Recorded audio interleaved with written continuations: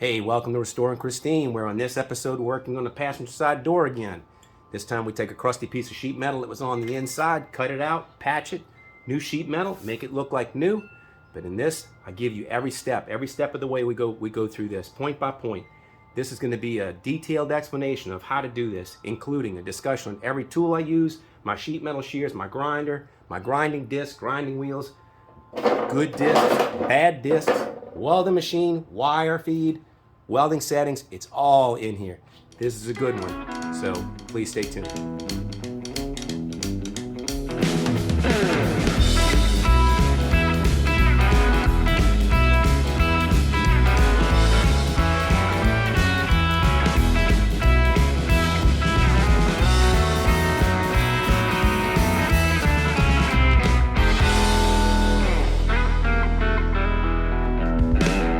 Hey, welcome to Restoring Christine, where we're restoring a 1956 Chevrolet Bel Air.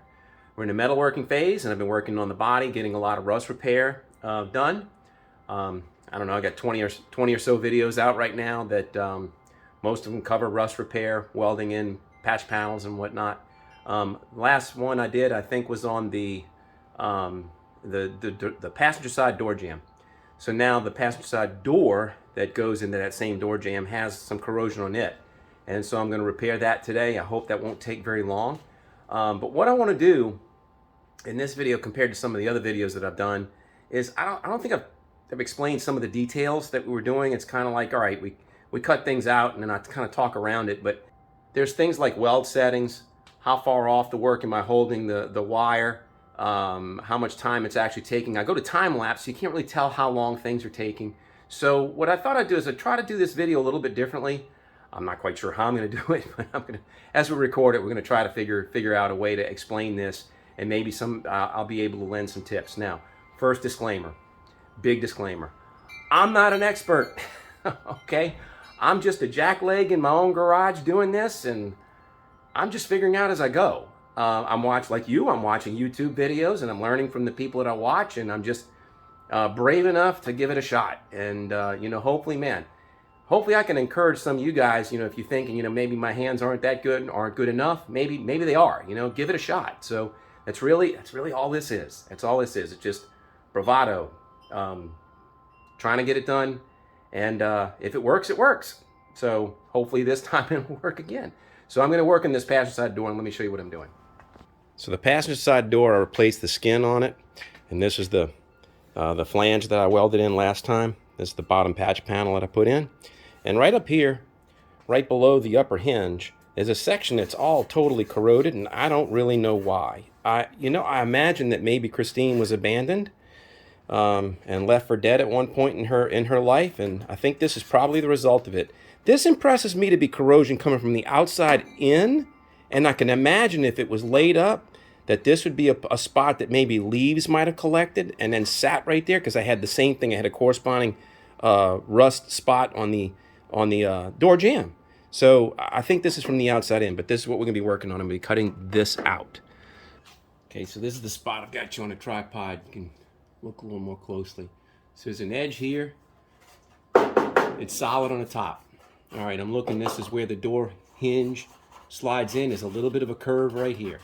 This is flat. It looks like that these are where the two halves of the door lap together. There's spot welds. I can see them pinch, pinch, pinch, pinch all through here.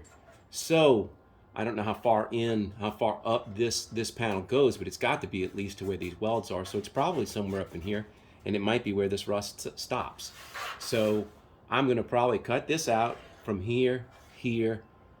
I usually like to leave this kind of stuff, but so I'll probably come in here and somewhere over in this area, but that's not too bad of a bend. And what I'm going to do is I'm going to take a piece of sheet metal, cut it out, rough it in, get it close to this, tack weld it on here, bend it on the part. I'm going to use this. This has got plenty of stiffness in order to be able to use it as a dolly to bend it. So that's what I'm going to do. I'm going to bend it on this.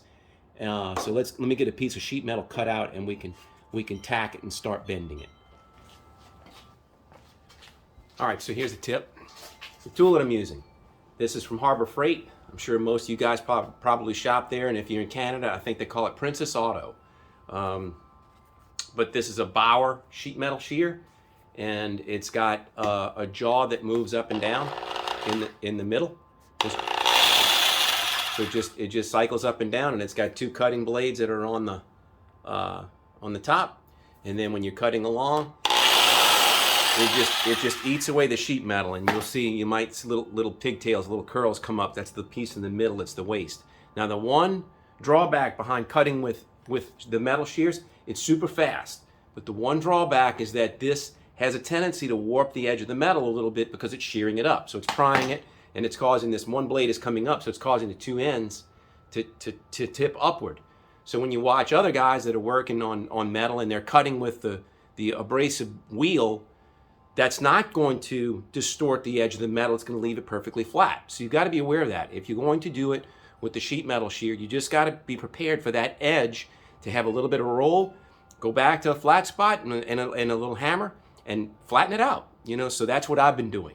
So we're going to cut this piece out in just a second.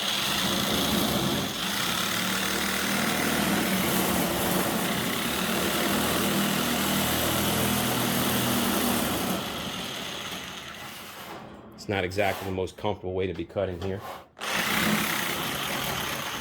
I'm actually sacrificing a little bit of comfort and convenience for the sake of the camera. So normally I wouldn't work this awkwardly, but we're going to do it for the sake of being able to show you.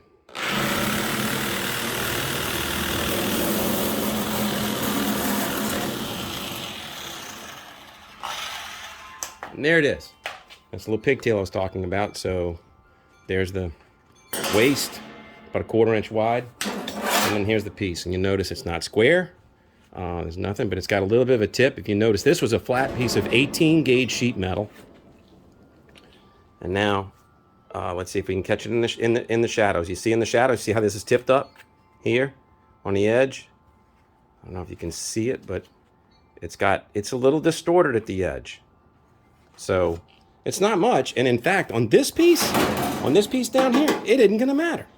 But that's the reason why you see guys cutting with those abrasive wheels. So now what I'm gonna do is I'm gonna go ahead and grind this up a little bit, rough it up, tack it on here, and then we'll start shaping. So I'm gonna hit this real quick with just a flap disc. It's just maybe a 40 grit abrasive on this.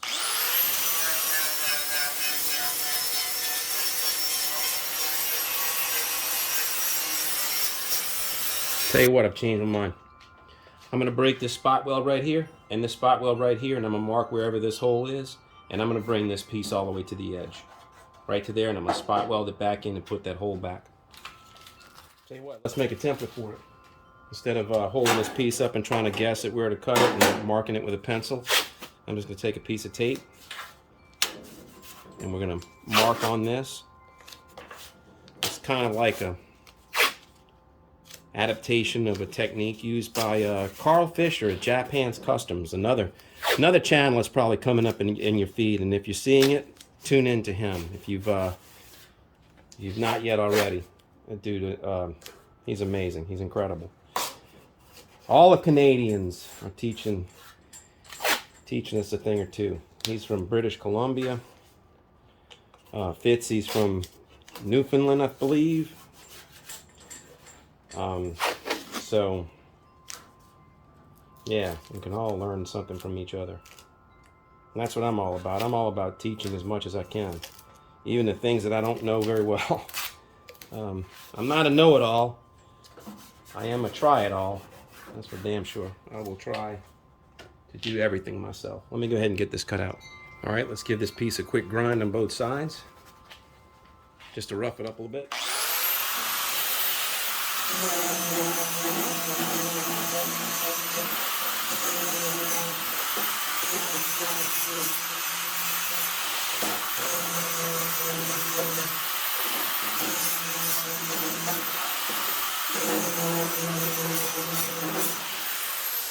There you go. Not a whole lot, but enough. So now I've got my tape template that I put on here, and I've pried it off already, and I noticed that I didn't make this long enough. It's too close to this. So what I'm going to do is I'm going to put this on here And I'm going to cheat that edge a little bit long. Put this on here. And that's where I need to cut this out to. So I need to cut this along that. So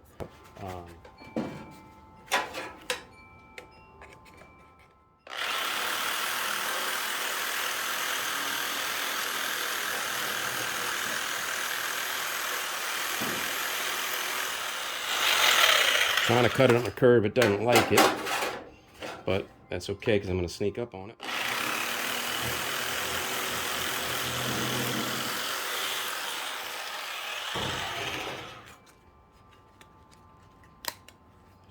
Just trying to get it rough cut right now.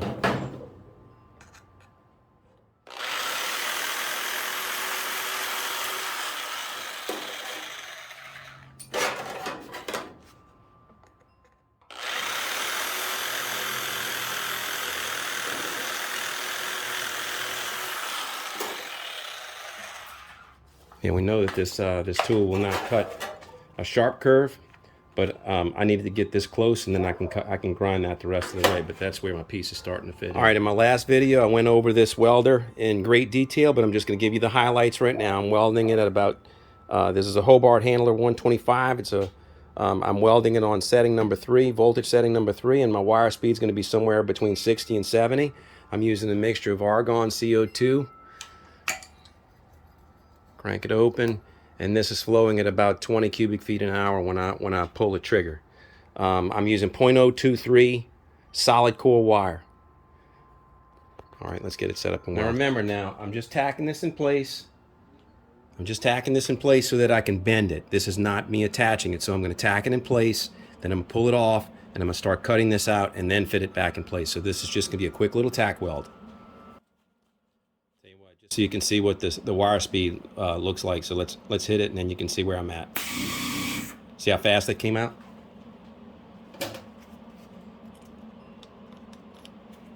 Do it again. That's how fast the wire speed is right now that I'm welding with. And I do have a welding shield on. You've seen me in all of my videos. I don't do anything without it. So now I'm just going to get in. I might sound like Darth Vader behind the helmet, so let's just see. But I'm just going to get in here, and I'm going to hold this about 1/4 of an inch away from the work.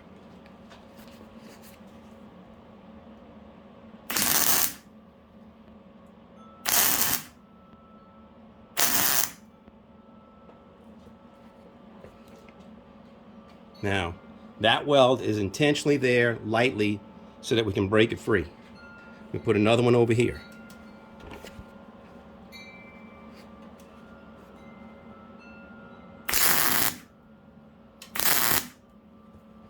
Now what I find is when I'm welding into an edge, if I've got solid metal and I'm welding into an edge, I start the heat in the solid metal, and then I'll work the tip towards the edge, because the edge is going to get hotter faster and melt quicker. So go to your thicker part to your thinner part. Now I've got 2 pieces in there. This ought to give me plenty enough to start bending it. It doesn't take much.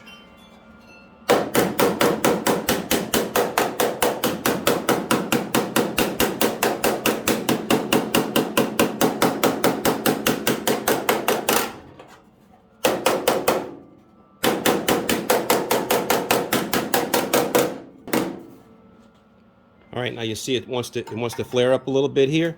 That's gonna be fine. I'm in this door. I'll be able to pull that down as I'm welding it. So let me go ahead and start setting myself up to cut this out. I'm going to use a little cutoff wheel. Break those 2 tack welds free, and I'll be able to start cutting out the metal from behind this. Let me quickly give this a little mark just so I can see where I'm at.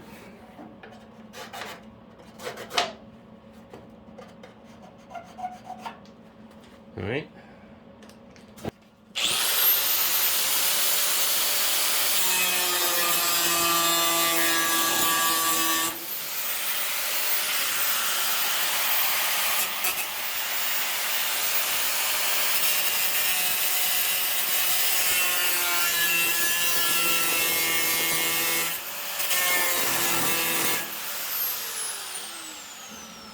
I got the piece off. Let me go ahead and rough cut it.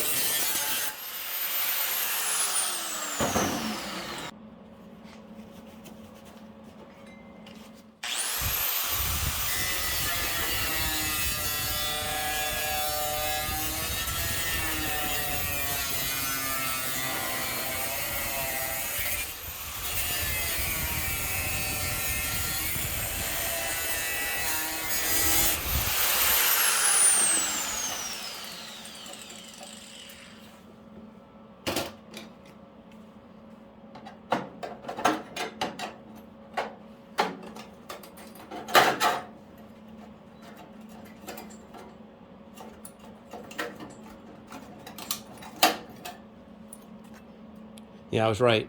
It's rusted from the outside in. Look at all the pitting on the outside. The inside's flat. So everything you can see out here, if I know I've got it on the outside, I know I've got the entire piece covered. So what I'm going to do now is I'm going to cut this, and then I'm going to grind out these spot welds. I'm going to mark where this hole is, and then we'll take it from there.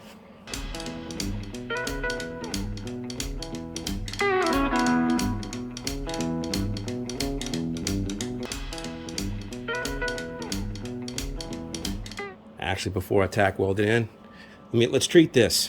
I've got some Loctite rust neutralizer. Sometimes this doesn't show up in my videos, but I am doing this in between every step. Spray that on this.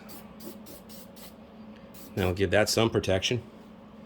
And then what I'll do is I'll prime that up, and I'll prime the back of the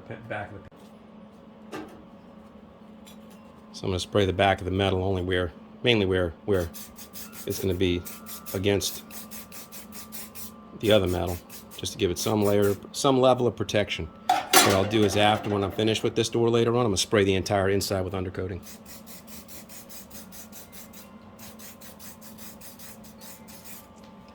That's what it looks like when you don't shake the can. Lazy. Alright, so let's get this tack welded in. Clean that up a little bit. Where my welds are. All of that stuff will come bubbling through a weld. If you've ever seen a weld, it looks like a little volcano. It will come through. So we clean that up a little bit.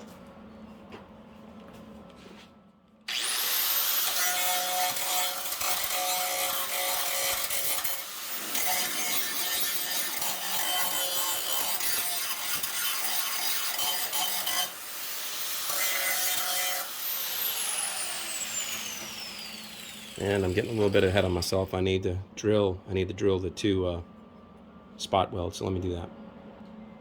Okay, I got two little 1/4-inch holes for spot welds.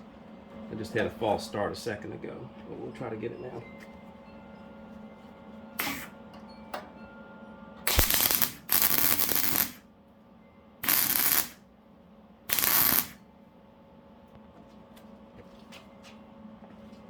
I like to brace my hand when I'm welding. I like to brace this and use two hands. So just now it's holding apart, and so this is all wobbly, but it ought to be much better now. So now this is all flush. Let's go ahead and get this down, and then we can start playing with this top side.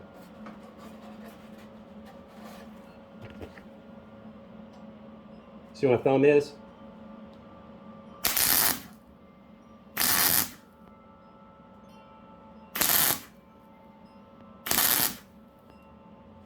Short, quick bursts.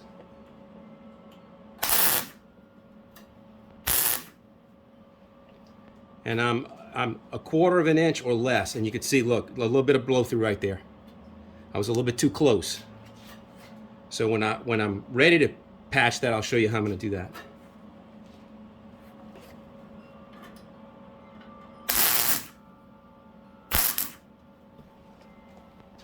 All right. So now we need to get this side trending downward. I need to put some pressure on it.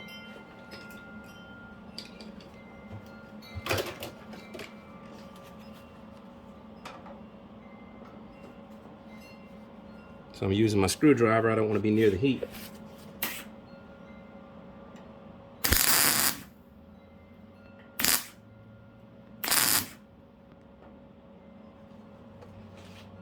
All right, decent tack weld there. Let me go ahead and put this spot weld in.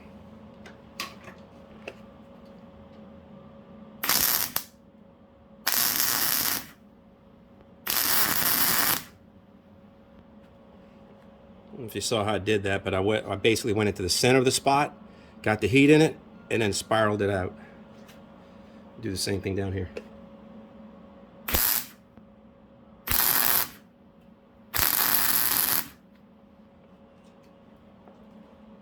So now this is permanent, that's permanent, this edge is permanent, and that's hot. See that? It smoked. Good thing I got gloves on. All right, and I need to make sure I'm flush in here.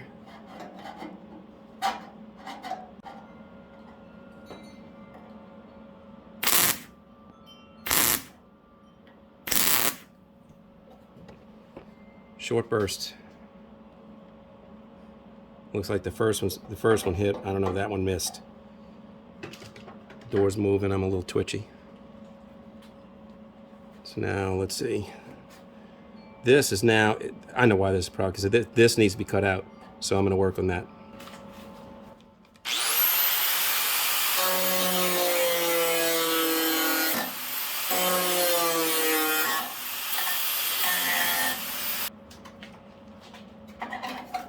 Yep, I gave it up.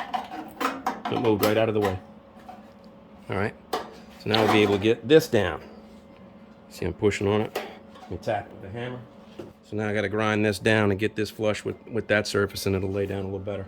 I might have to do something on this forward edge over here.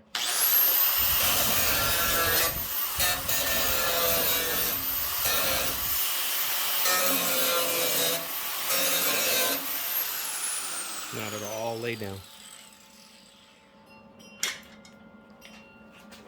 Now look, this isn't a door jamb, right? I mean, nobody's gonna ever see this, but I mean, that's where you really start. If you want to start figuring out, that's what I would do. I would go hide in all the little nooks and crannies like this where it doesn't matter.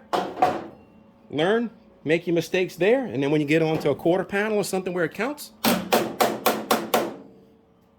it'll be that much better. Get my shield and we can start welding. I'm gonna have to lean on that a little bit.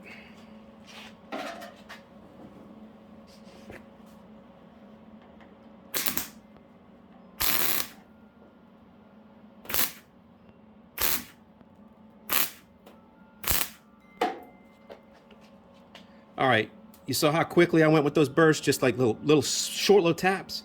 Because I saw as soon as I got onto this sheet metal here was just like blowing through. So I said, okay, well, it isn't gonna take a long, full second burst.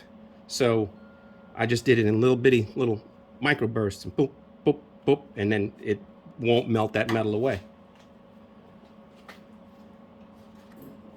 Well, that's not gonna push. Maybe it'll tap.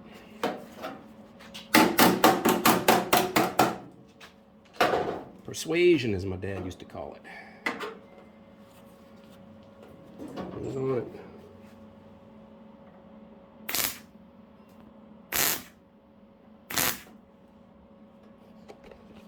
Coming along.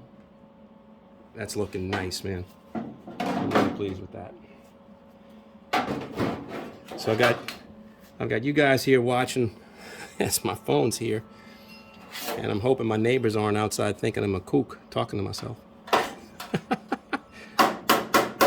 don't think any of my neighbors know I have a YouTube channel. At least if they're not paying attention. All right, that's gonna work. Tap a little bit more.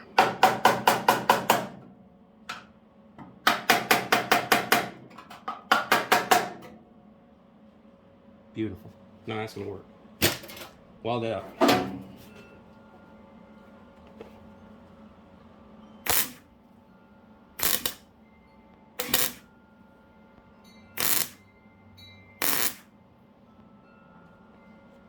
Yeah, I got a little thin right there where I was cutting, so it's going to blow through a little bit.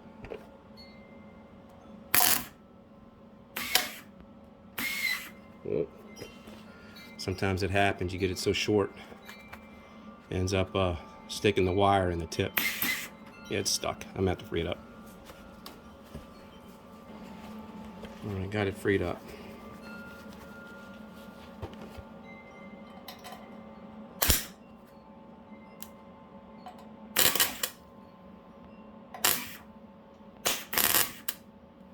This is that spot where I said in the corner where it was going to be hard. It's got a big gap there. I'm going to have to build that.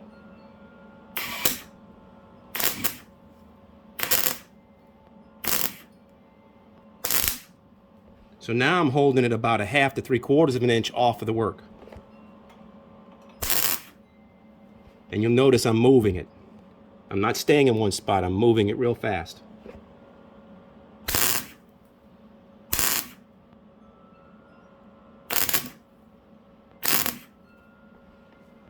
And it will build that. It'll take a little bit and it's going to look ugly, but I told you before I started, that was going to be a problem corner right there. This is going to be another problem corner because it's got a slice right where I cut it.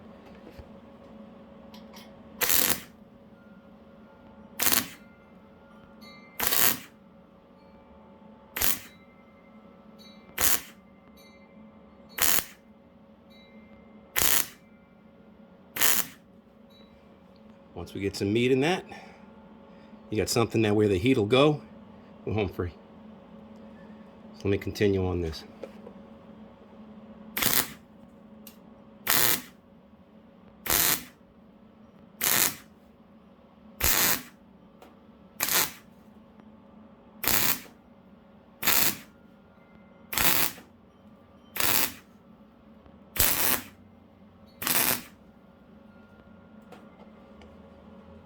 Is it making sense? So you'll notice I'm spacing them out a little bit. I'm distributing my heat. I don't want to get the metal too hot. One thing, you'll potentially warp it. The second thing is, if you get too much heat in one spot, when you go back with your second weld, it's going to potentially blow through. So you want it to be, you want to give yourself as much chance as possible to having one weld and not having to blow through the metal.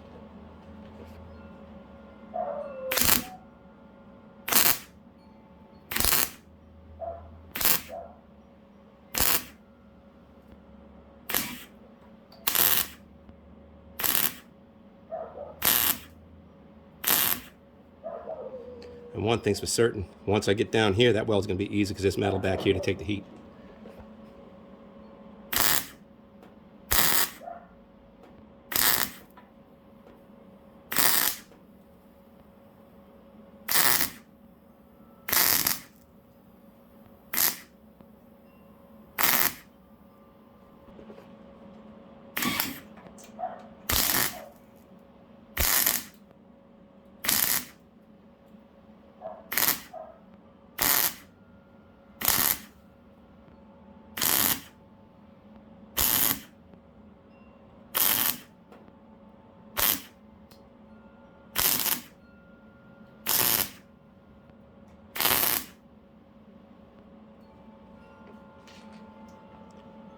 So you get the gist of this. Let me go ahead and finish welding this up, and then we'll pick it back up. But what I'm going to do is I'm going to wait to come back to this. I want to show you how to do that. All right, I got it all welded all the way around except for this one little spot right here, which I want you to see, because this is where most people have trouble. I'm assuming this is where I had the most trouble. So let me get you a little closer. Okay, see those holes? I'm going to close those up and I'm going to show you how to do it.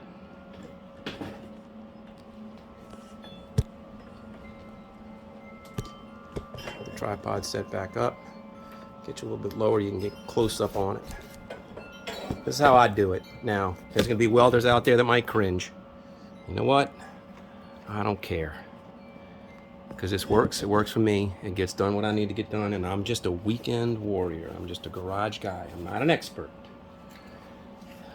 All right, so what I'm going to do is I'm going to hold my tip about 3/4 of an inch off, short bursts.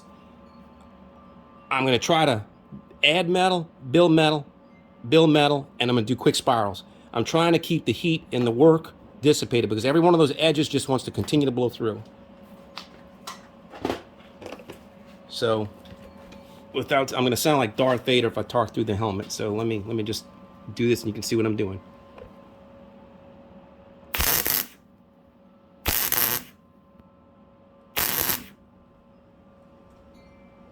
Let it cool off in between bursts.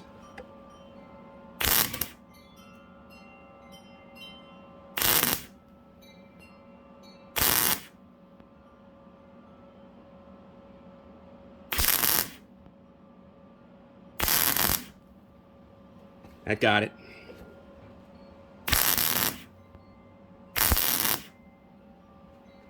Now you might not be able to see it on the camera, but I can see it through the lens. I can see when I get it hot, a little hole will open up and it'll bridge closed.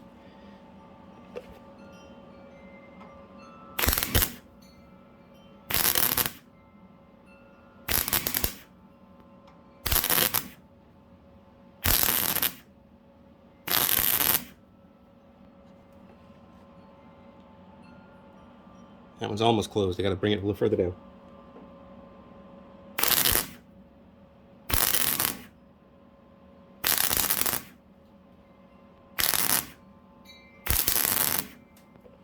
All that popping and spitting is air and porosity because it's a bad structural weld.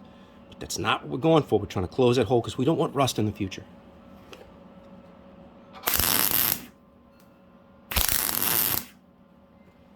And those are closed. It's got Gorilla on it. I'm going to grind this down, and then you can see what it looks like. Now watch. Let me get set up, and I'll put you back on. All right, so here's another tool tip. What am I using for a grinder? I'm using a little 4.5 inch or a 4 inch. I don't know what they technically call this, but this is a Hercules grinder. I have a Makita that I've had for 20 plus years. I've got a Craftsman cordless. I've seen people use them in videos. I don't care if you get a 2 amp hour or 4 amp hour battery on a cordless grinder. It's not going to do what you need to do to grind this material down. It just will not last long enough. So I'm going with plug-in, and I tell you what, for the $80 or so, whatever this costs at Harbor Freight, it might not even be that much. Whatever this costs at Harbor Freight, it's totally worth it. I would buy 10 of these, and this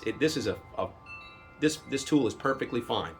The one thing I will say about them, not too long after you get them, you need to crack open this little gear case and change the grease that they've got in there because they use a crappy grease, and use a good axle grease in here, and it'll quiet down, it'll run smoother, it'll run cooler, and it'll last. So that's the one tip I would say about this. Now these grinders will take both a 5/8 inch and a 7/8 inch arbor. So let me put the tool down. So this will take a 5/8 inch arbor. It's also got a little shank on it that'll take a 7/8 inch arbor. You can use both of them. So now what am I using to grind these welds? I used to use, like most everybody I guess, I would run the Harbor Freight and I would go get the El Cheapo, boom boom, this grinding wheel. Let me tell you, this is junk. Don't use this. You're gonna waste more time using this cruddy grinding wheel. I don't care if you get the best one that they've got. This is what the Warrior. You can get the Hercules or whatever is the best brand that they've got, and it's not worth the time. Thanks to Fitzee's Fabrications, he turned all of us on to these Walter flex cuts. You got a special order of these. I've ordered these off the internet. These are awesome. It's got this one has a threaded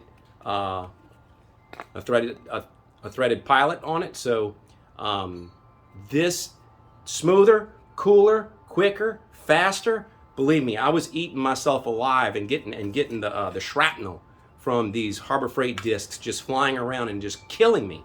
But this does a trick. So this is what it looks like brand new, and this is what it looks like after you've used it for quite a bit. And you can really get a lot of use out of this. And believe me, this thing will still cut just like that. Now my next favorite one to use is this is another one I special ordered, and I found another guy on YouTube that hawks these, and he's sponsored by Ferd, P-F-E-R-D, Ferd. I don't know if you can read that, but this is an incredible wheel. It's got some sort of a special material on it that's epoxy or resin coated onto the surface. This will cut down a weld on a flat surface in nothing flat. These are incredible. Their drawback is you can't get an edge on them. You can't get in a corner. So if you're cutting on a flat surface, this is a great disc. But if you're cutting into anything that requires you to nose the edge into it, then I'm all over these Walter Flex cuts. So back to the work. So the first disc I'm going to use is a mostly worn Ferd, P-F-E-R-D. That's what I'm going to use, and this is I don't know what it's maybe screenshot, whatever that is. I forget the model number, but let me get it on. It's got a threaded arbor. I think I called it a pilot before, but it's an arbor. All right, so now watch how fast this cuts. And this is a dull disc.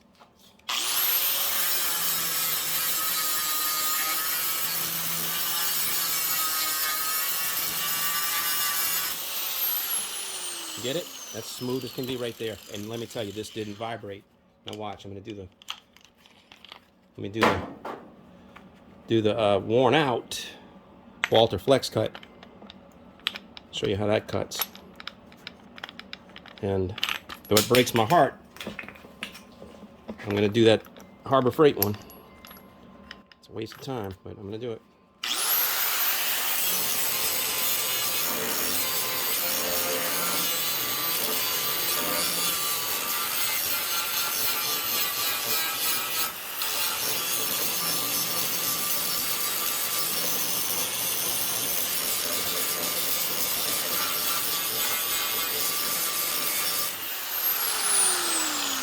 Now, in fairness to the disc, that was a bit of a built-up weld. It was a little thicker, but you can see it didn't cut as fast as that Ferd. It didn't cut as fast as this one. Now watch. Wait till I'm going to go to the jump now.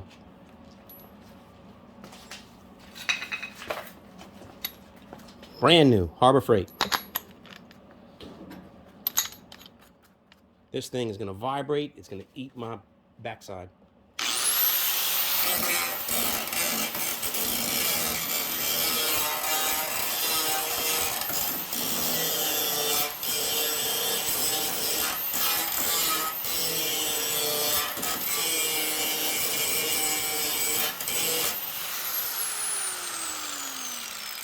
I don't know if you can hear it, but I can feel it. It just kills your hands. It just destroys it. So it actually cut pretty quickly, but I mean, that's a brand new disc. Now this is a worn out disc.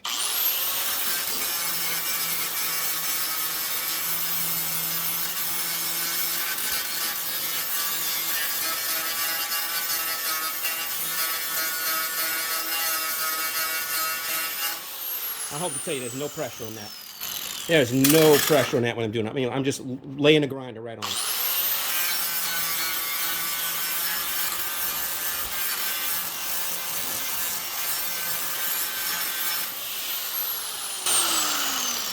Let's continue working these beads.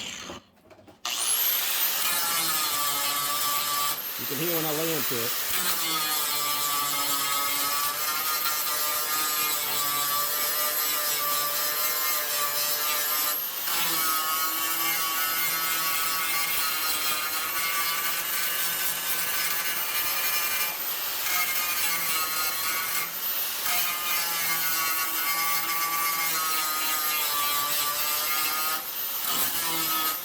Now that was the thickest weld because that's where I was just building up those holes.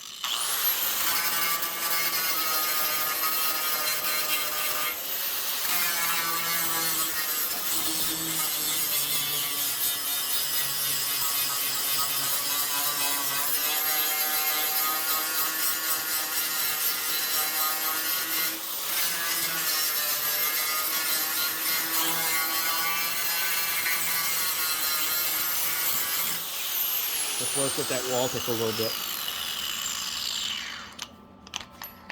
Oh, I love the quick thread, man. That is like a time saver.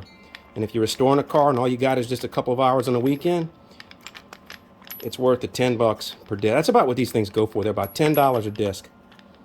I know that sounds expensive, but when you consider you're saving days in the garage, it's just totally worth it.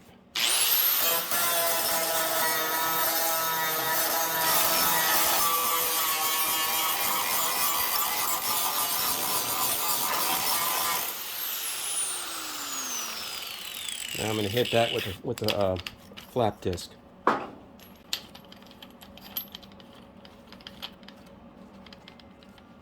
Well, let's hit it with the flap disc.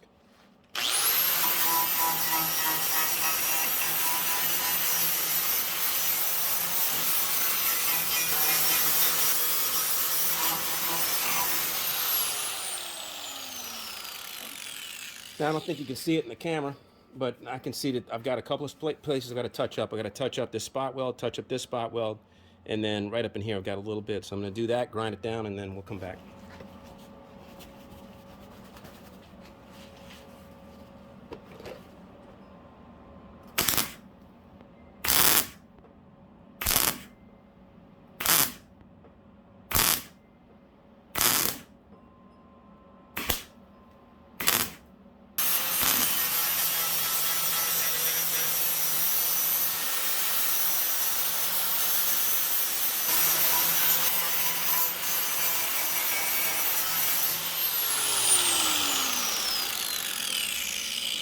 A little bit in that corner.